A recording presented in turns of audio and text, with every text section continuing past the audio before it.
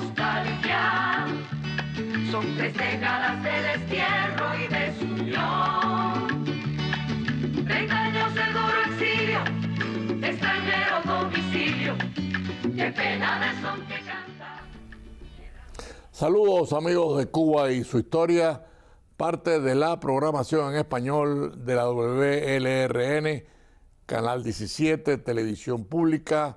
Mi nombre es Alberto Müller y en el día de hoy Cuba y su historia se adentra en la no violencia.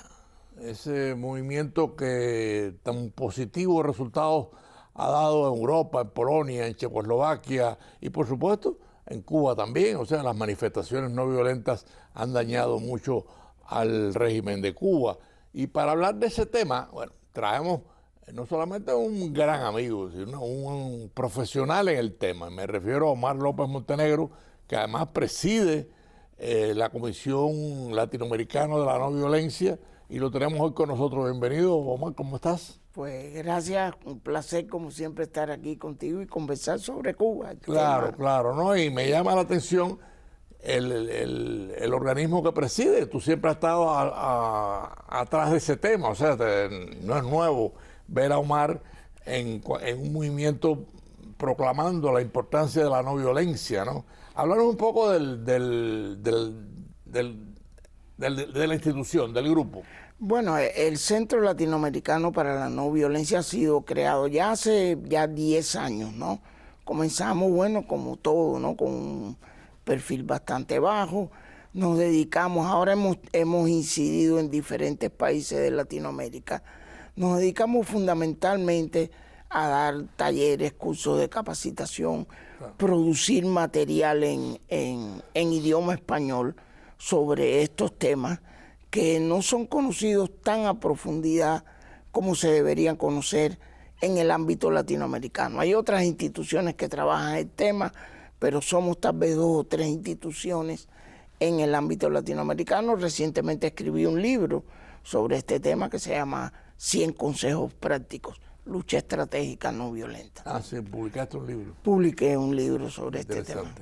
Bueno, vamos a, ya definido el centro, y es importante que estés ahí, vamos a hablar un poco de Cuba, porque ocurren los acontecimientos, el colapso cubano es casi integral, o sea, no solamente colapsa la industria azucarera, colapsa, no tienen agua, no tienen energía, no tienen azúcar. La última zafra, 150.000 toneladas, que están obligados a importar azúcar. O sea, el país azucarero del mundo pues tiene que comprar azúcar en Estados Unidos y en Brasil y en otros lugares, ¿no? Hay un cuadro cubano nuevo con la libertad de José Daniel Ferrer, que era uno de los símbolos de la resistencia cubana, y bueno, el gobierno logró convencerlo de que llegara a Miami. Nos alegramos que esté obviamente José Daniel Ferrer aquí, pero obviamente es un elemento a evaluar. Conjuntamente con eso tenemos la crisis de Venezuela, tenemos la crisis de Cuba, tenemos al régimen que se aferra a ese estatismo represivo y torturador de casi 7 décadas o más de 6 décadas. Háblame un poco de tu visión general del problema de Cuba, que obviamente es sumamente grave, ¿no? Sí, no, hay una crisis estructural, como tú bien mencionabas, en todos los órdenes, ¿no? El sistema está en crisis económicamente, está en crisis políticamente, porque las figuras políticas que aparecen al frente o teóricamente aparecen al frente de Cuba, como Miguel Díaz-Canel, pues no hay ni que repetir la palabra de cómo lo percibe la población cubana. Ninguna autoridad. No hay Ninguna, autoridad. Cero autoridad. Esta mitología del régimen se ha derrumbado completamente. Por otra parte, vemos también un incremento de la propensión de la ciudadanía a protestar. Yo sinceramente estoy asombrado, casi todos los días se ve una noticia de protesta, de menor, de mayor escala, una persona protestando individualmente, un grupo de madres cerrando una calle. Lo estaba yo viendo anoche la foto, un grupo de mujeres en regla Sacaron una silla, la pusieron en la calle, interrumpieron el tráfico y protestando porque no había agua. Y yo creo que eso es importante entender, porque la gente suele ver estas cosas como incidentes aislados, pero eso indica que estas personas, estas mujeres que eran amas de casa, pasaron de una zona de apatía tal vez, de una zona de indiferencia a una zona de activismo, porque cuando alguien sale y pone una silla en una calle, interrumpe el tráfico por 10 minutos, por 1 hora, por lo que sea, ya está haciendo activismo. Claro. Y si le sumamos a esto cosas más grandes, como por ejemplo en Baile, la gente que salió a la calle y prácticamente pues durante esa hora, 2 horas que duró la manifestación, pues la población había tomado el control de la ciudad. Ni siquiera intervinieron las tropas especiales hasta un tiempo después. Que también es importante entender esta dinámica, ¿no? Cada vez más le cuesta más tiempo al régimen responder. La capacidad de respuesta del régimen está mermada. Claro, porque hay muchas protestas.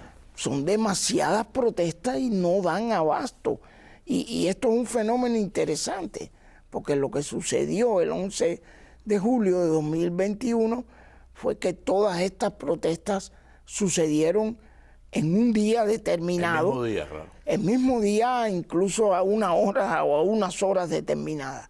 Pero este proceso es acumulativo y en algún momento va a suceder otra vez, y el régimen lo sabe. Puede ocurrir otra vez. Puede ocurrir y evidentemente es como si tú tienes un barco y tiene un hueco y hace agua por aquí y el casco empiezan a abrirse huecos. En un momento la cantidad de agua que está entrando es demasiado grande y no se puede controlar. Omar, ¿y por qué este movimiento de no protesta, de no violencia en Cuba, no ha tenido, por ejemplo, los resultados que tuvo en Polonia? O sea, ¿cuál es la diferencia de que Polonia logró arrinconar al régimen y debilitarlo y en Cuba todavía no se ve eso? Se ve la debilidad del régimen, pero no está arrinconado. Hay varios elementos, yo diría, y no solo Polonia, Serbia, OPOR, sí, por ejemplo, que fue un movimiento, la República Checa, en aquel entonces Checoslovaquia. Hay muchísimos ejemplos. Yo diría que lo primero es la visión estratégica, ¿no? En Cuba están sucediendo protestas, pero son reacciones a una situación específica. Aquellos movimientos tenían gente pensando estratégicamente. En Cuba no. En Cuba todavía no existe esto. Hay gente que está pensando estratégicamente o está empezando a pensar estratégicamente, pero no tienen la capacidad de llegar a toda la población. Y yo creo que la gran diferencia es esta. Precisamente en eso trabajamos, no solo en Cuba, en otros países de Latinoamérica, como Nicaragua, como Venezuela. Por ejemplo, en Venezuela se llegó a articular estratégicamente y por eso ganaron la elección. Sí, ganó la oposición por paliza. Por paliza. Eso es un ejemplo de una articulación estratégica. Falta una identidad, digamos, un símbolo. Esto es una característica de todos los movimientos. El puño, que era el símbolo de OPOR, que ahora ha pasado a diferentes lugares del mundo. Solidaridad, aquel famoso logo que era espectacular, que era un electrocardiograma, sí, que escribía solidaridad. El mensaje era claro y era potente. Cuando el corazón de la nación polaca late, escribe solidaridad. Ahora hay un tema muy interesante, por ejemplo, lo que sucedió en Nepal, que se está trasladando a Madagascar, a Sri Lanka, a otros países. La generación Z ha adoptado por alguna razón una bandera que es como la de los piratas, una calavera, sí, pero media cómica, ¿no? De una forma cómica, y sin embargo esa bandera se está usando en diferentes países asiáticos sobre todo. Y yo diría que esta ola está llegando de una forma u otra a Latinoamérica y en algún momento en Cuba va a capitalizar. ¿Tú crees? Sí, es que lo estamos viendo en la realidad, ¿no? Es decir, si no pasara nada en Cuba, pues tal vez sería una ilusión. Pero estamos viendo, repito, claro, estas cantidades de protestas y en un momento determinado son tantas que se aglomeran, como decía aquella famosa canción, ¿no? Sí, sí. Son tantas que se aglomeran y cuando se aglomeran surge algún tipo de identidad. ¿Y ustedes tienen posibilidad de alentar el estudio o alentar la actividad para el concepto estratégico? O sea, ustedes se mueven en esa dirección. Nos movemos en esa dirección en toda América Latina. Repito, hemos hecho talleres en países, hemos conseguido cosas, por ejemplo, que a lo mejor no se mencionan muchos grupos de mujeres en Colombia que han sido capaces de crear una protesta articular y obtener un objetivo determinado. Que esto es bien importante, obtener una victoria, claro, por mínima que sea. La idea muchas veces en Cuba también, en muchos países, es ir por el jonrón, por el knockout. No es una pelea larga, entonces tienes que ir construyendo pequeñas victorias. Pero te digo, por ejemplo, mi libro está en Cuba, mi libro yo lo he logrado introducir en Cuba. Hemos trabajado con activistas cubanos en el pasado, todavía un nivel, digamos, muy reducido, porque es muy difícil que la gente pueda salir de Cuba, es muy difícil crear talleres en línea, virtuales, en Cuba por los problemas de conexión a internet, por los problemas de apagones, que por ejemplo en otros países, en Colombia tú reúnes a 40 personas en una sesión virtual con mucha facilidad. En Cuba es más difícil. En Cuba es mucho más difícil porque se va la luz y están desconectados, o hay problemas para conectarse al internet, son problemas económicos o problemas tal vez tangenciales, pero afectan. Claro, además, Omar, hay tantos problemas para la supervivencia en Cuba, no solamente el agua, no hay azúcar, no hay arroz, no hay café, no hay energía para cocinar, se va la electricidad y se pudre lo que tienes en la nevera. O sea, todos esos problemas ocupan la mente del ciudadano de una forma abrumadora. Ocupan la mente y ocupan el tiempo. Y el tiempo. Hay gente que tiene que dedicar tiempo a la supervivencia, tiene hijos. Por el otro lado tiene esto, ¿no?, que crea un nivel de desesperación que motivan a la gente a actuar, ¿no? Claro. Pero en términos de esto de pensar una manera estructural, de, por ejemplo, capacitar gente, sí afecta mucho, sinceramente, estos problemas. Hay otro tema importante en esto cuando hablamos de qué es lo que falta en Cuba. En Cuba, el otro día yo conversaba con una persona y decía, faltan sargentos, tenientes, capitanes. Hay generales, hay soldados, pero sabemos que un ejército y los conflictos no violentos son iguales que un conflicto violento. Claro. Lo único que no usas armas y no quieres matar a nadie. Uno de los libros que se estudia en lucha no violenta es El arte de la guerra, de Sun Tzu, que es un libro clásico de guerra, pero son las mismas técnicas. Pero ¿quiénes conducen una batalla? Los capitanes, son los oficiales de medio tiempo. Claro. Y en Cuba faltan los líderes de medio tiempo, ¿no?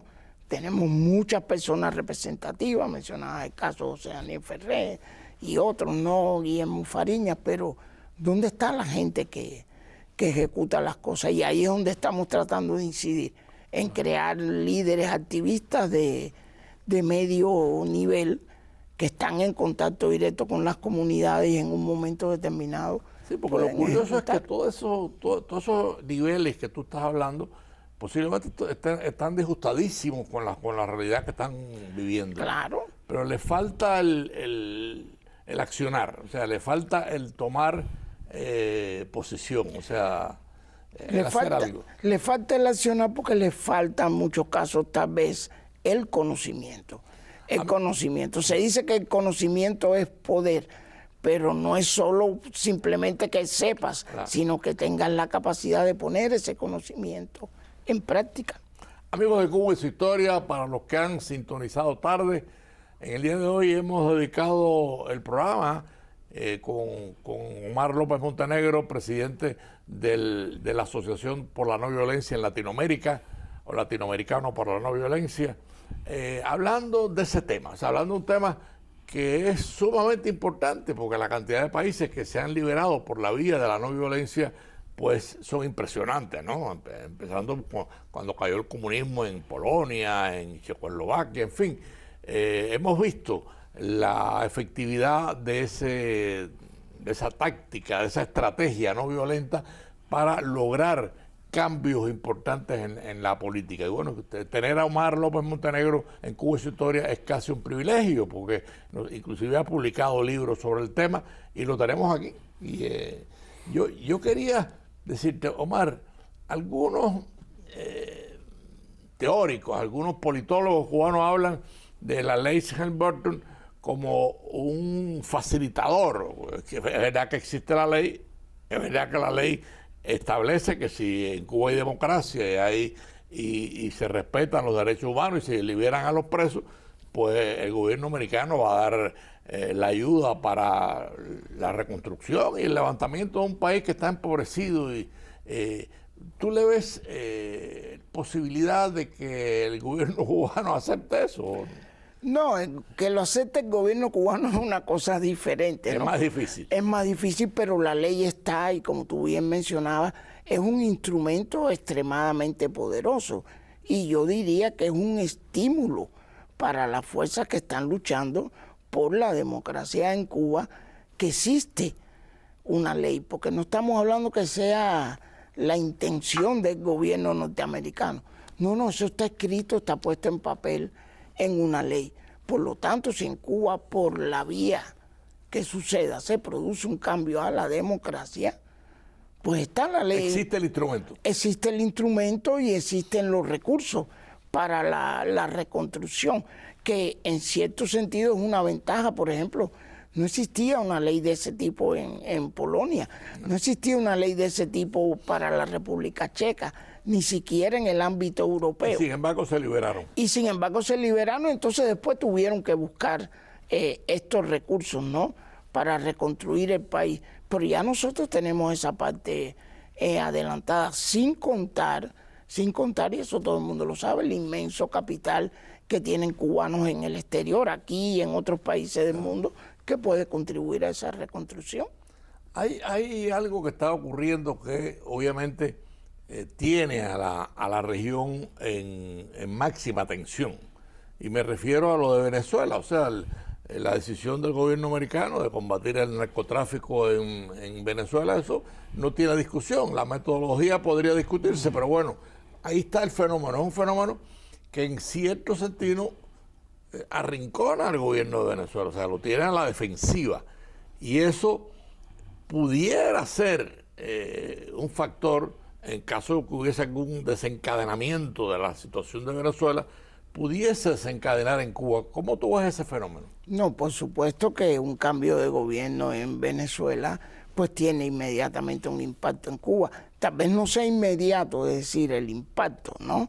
Pero el hecho de que ocurra este cambio envía una señal al gobierno cubano. Recordemos que las dictaduras, y sobre todo las dictaduras en Latinoamérica y las dictaduras en cada una de sus regiones, se apoyan mutuamente, ¿eh? Y esto es una cosa que yo digo porque muchas veces cuando hablamos con activistas, pues los activistas no quieren asimilar experiencias de otros activistas en otras partes del mundo. Por ejemplo, tú le dices, no, miren, Polonia se hizo esto. No, pero Polonia es diferente. En Serbia se hizo esto. No, pero Serbia es diferente. Sin embargo, las dictaduras aprenden unas de otras. No importa dónde estén. La dictadura cubana aprende de la dictadura de Bielorrusia, porque hay unas reglas comunes en los ordenamientos políticos y sociales, y ellos lo saben. Entonces, como las dictaduras aprenden y se nutren unas de otras, un descalabro en una dictadura tiene un impacto en la otra. Y en Venezuela, lo que está pasando, además de esta guerra del narcotráfico, como tú dices, los métodos pueden ser cuestionables, pero el premio Nobel a María Corina Machado, la victoria en las elecciones, que gente la quiere minimizar, esto comienza a crear fracturas dentro de la estructura de poder. Definitivamente, la moral de Maduro como presidente le pasa un poco como Díaz-Canel. O sea, que nadie respeta a Maduro porque perdió las elecciones con un 70% de la votación en contra, y eso está comprobado. O sea, eso no es ningún invento. Correcto, ellos lo saben perfectamente. Claro. Y entonces se convierte en un peón sacrificable. Algunas personas dentro del mismo gobierno pues empiezan a adquirir la percepción, bueno, si salimos de Maduro, pues tal vez resolvamos los problemas y nosotros nos salvamos. Esto también sucede en términos de no violencia, ¿no? La gente cree que es solo la gran manifestación, como te decía, el golpe del knockout. No, son una serie de procesos que se van acumulando y que comienzan también a resquebrajar el sistema. En Serbia, por ejemplo, mucho antes de las grandes manifestaciones, ya organismos de la policía y de la fuerza de seguridad cooperaban con Otpor. ¿Por qué? Porque ya tenían la percepción de que Milosevic estaba perdido. Claro. El eslogan de Otpor, que era muy fuerte, era Gotoye está acabado. Entonces el mensaje que estaban enviando a la población, incluso a los cuerpos de seguridad, Milosevic está acabado, mejor te separas de él. También esto es importante, un eslogan fuerte.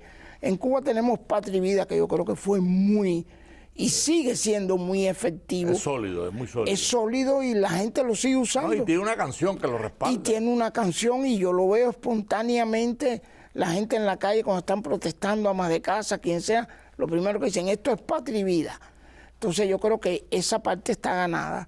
Yo creo que lo que falta es tal vez la articulación de estrategia. Sí, insisto en eso. Hay que pensar también, Omar y amigos de Cuba y su historia, que dentro de la sociedad cubana y dentro del aparato oficial cubano también debe haber muchas grietas. Claro, como en todos los aparatos. Claro. Los sistemas dictatoriales, todos, y esto es una regla, intentan presentar esta imagen de que son un bloque sólido, monolítico. Eso es mentira. Eso es para impresionar a la población. Václav Havel decía que los sistemas totalitarios presentaban una imagen de un lago congelado, el hielo frío, ahí uniforme. Pero Havel decía, pero debajo de ese hielo hay agua. Hay agua, hay peces que están nadando ahí. Es decir, no es ese bloque sólido. Qué buen ejemplo. Sí, yo creo que es muy válido. Está que se lo recomiendo a todo el que pueda leer El poder de los sin poder. Ese ensayo magnífico.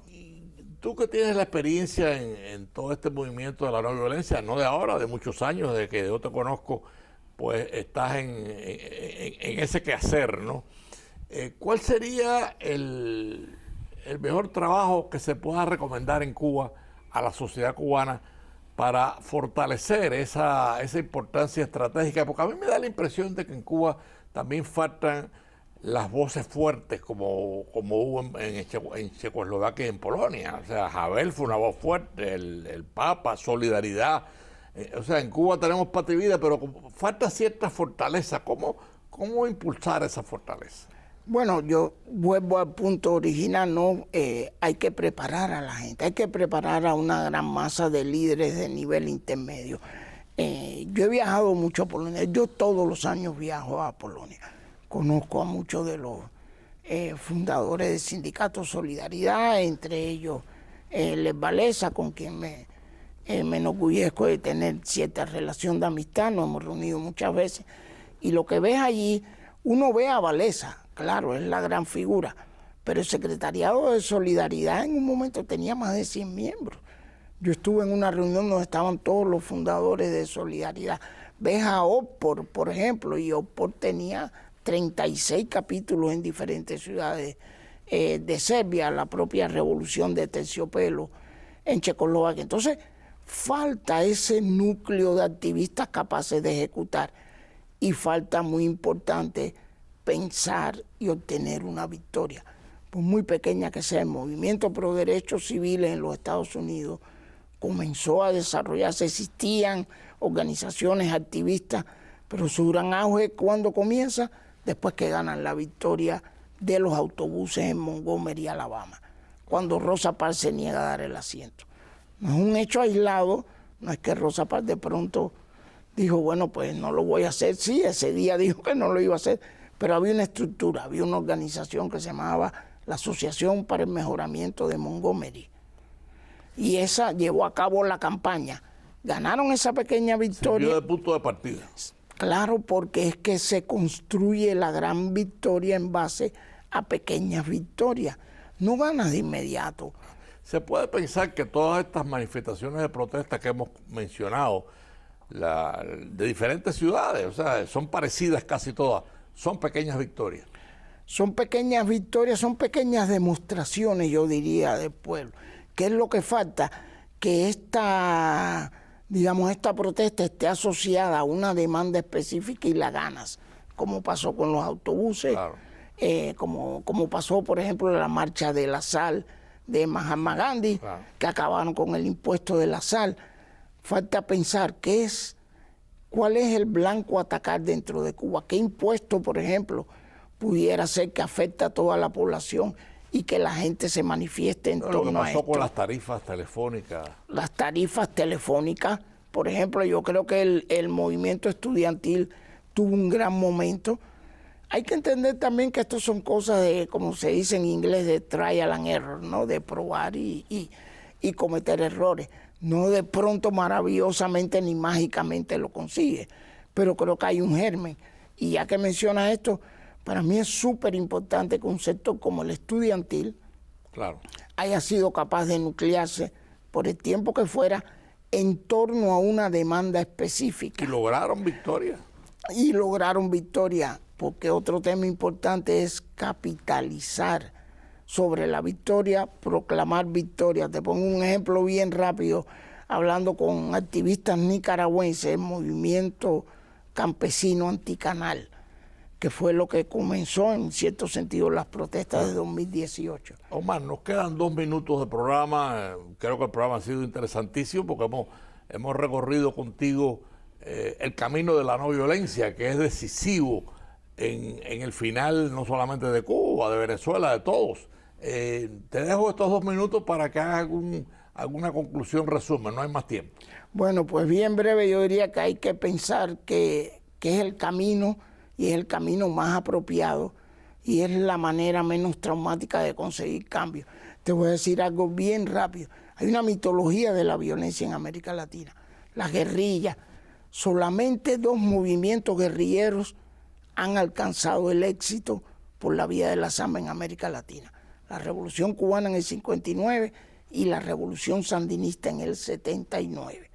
Ambos terminaron en dictaduras. Por lo tanto, ese no es el camino, por mucha fantasía y mucha mitología que se haya construido. Que se hable sobre eso. Que se hable sobre eso. Gandhi decía, no hay camino para la no violencia. La no violencia es el camino. Omar, te agradecemos mucho. Cuba y su historia te agradece una vez más, porque me encanta siempre traerte. Además, nos une ya casi una vieja amistad. Te agradecemos tu presencia en Cuba y su historia y, por supuesto, alrededor de ese tema te seguiremos molestando, porque es importante que se estructure en Cuba toda una estrategia de la no violencia que logre finalmente la liberación del país. Gracias a Omar López Montenegro y amigos de Cuba y su historia. Nos vemos el próximo domingo a las 4:30 de la tarde. Son 3 décadas de